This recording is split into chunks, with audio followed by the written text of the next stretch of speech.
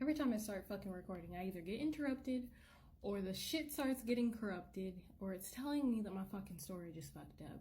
And I know I have storage issues because this phone is 5 years motherfucking old, but this is the part 3, 2 of 2.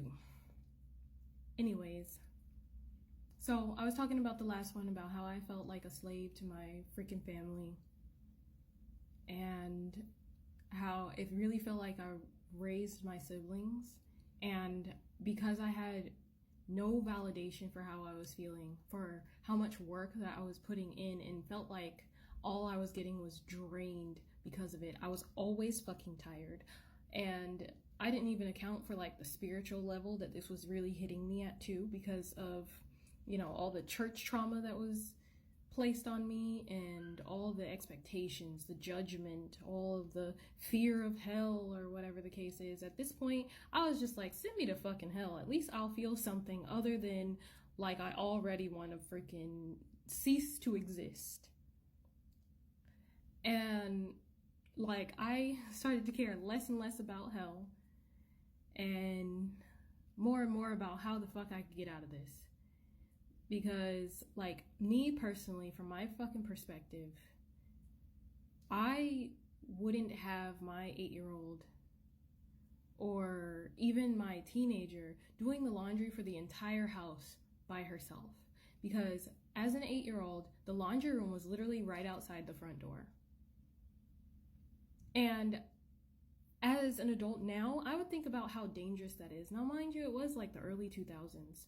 So maybe it wasn't that big of a deal, but like now it is, because it's just like, that was kind of dangerous. Like somebody could have closed me in that laundry room and locked it, and I wouldn't have been able to get out, because I don't think it had one of the little turn things. I think it was like a key on double sides, or the other part of the door was like a little something. I don't remember. But then as a teenager, the laundry room, we were on the 3rd floor. The laundry room was all the way down on the 1st floor, and it was like a laundromat with everybody's own washer and dryer and stuff for their unit, and storage closets. Another place where it could have been really bad. And it's funny because I was doing laundry at night too. And I think about how unsafe that was, because this was not the early 2000s. Well, I guess technically it was still the early 2000s. Like, it was around 2009 to 2011 to part of 2012.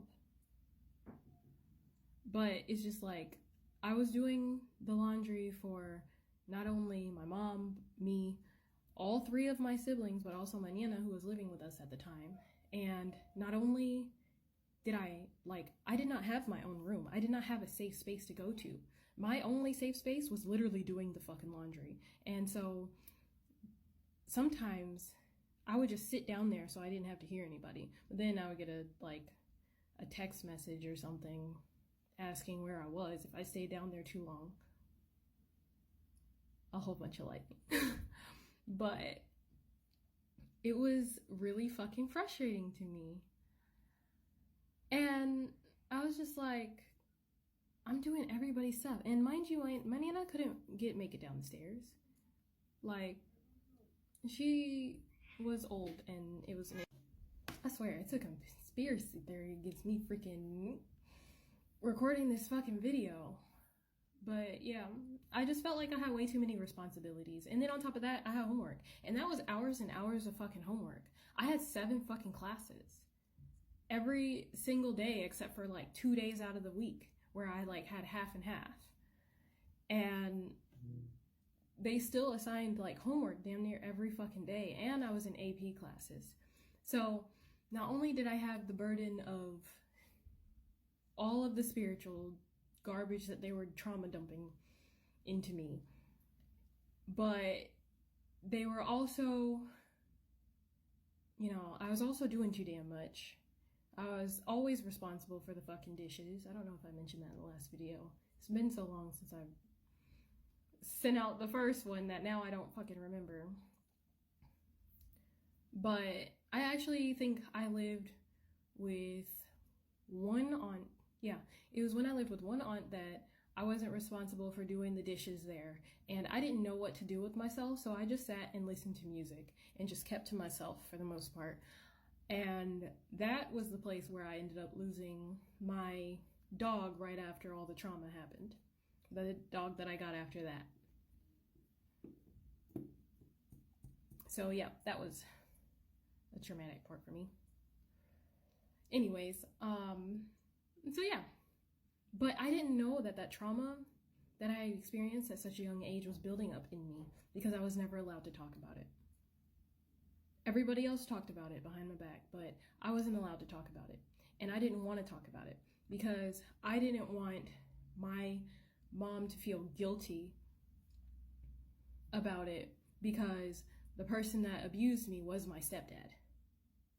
And I didn't want her to feel guilty because if ever, like, even in recent years, if I brought it up, she would really make it about her and just talk about how I don't understand how I didn't know. And it's like me, like, being a logical person. Yes, being a logical person was just like, I feel like you can't always know everything. And you're not just gonna know things. But at the same time, like what I went through, I can spot a predator from a mile away. I actually used to think they were demons in human bodies. Because, you know, spiritual church trauma type stuff. But I recognized them as demons, and I'll talk about that another time. But as a kid, that was my perspective. And then, so it was always about, you know, how she would feel. So I had to be careful about that because in my perspective as a kid, to me growing up, she was kind of volatile. She yelled a lot and she was always angry, it seemed. And I was just like diffused every time. Like I couldn't have any emotion because I had to make sure that she wasn't going to be fucking screaming angry all the time. So I did my best to keep up with everything, but it was too much for just me to handle, and I had no way of recharging. My only solace was when I started actually getting online, and I started getting online back when I was 14 and in middle school, because that was the first time we had ever had a laptop, and even that stopped being safe. But I think I'll talk about the privacy safety in another thing. But so yeah, I couldn't stay after school. All of the cleaning was actually cutting into my schoolwork because I was so exhausted from trying to clean that, lightning again, so exhausted from trying to clean that I didn't have the energy for the schoolwork. It took all damn day. It took forever. And like there were times where she would like deep clean everything, but I just never felt like anything was good enough. Like, it was so frustrating for me, and I've never been validated in all of this. I absolutely still hate dishes to this fucking day. Laundry, I'm a lot easier with if I have a washing machine and don't have to do it by hand, which is what I gotta do now, but whatever. It is what it is. It's still not as bad as dishes. But, yeah. I absolutely felt like a fucking slave. And I couldn't tell anybody that I needed a break or that it was too much. I'll talk about my injuries later and how that plate came into play. Because, yeah, I didn't realize that the trauma was affecting me so fucking bad that everything that I was just being held in. I was holding in all the anger from all the trauma, all the frustration from not being able to express how I was fucking feeling directly to my mother because she's the authority figure. I can't say no to her. Absolutely.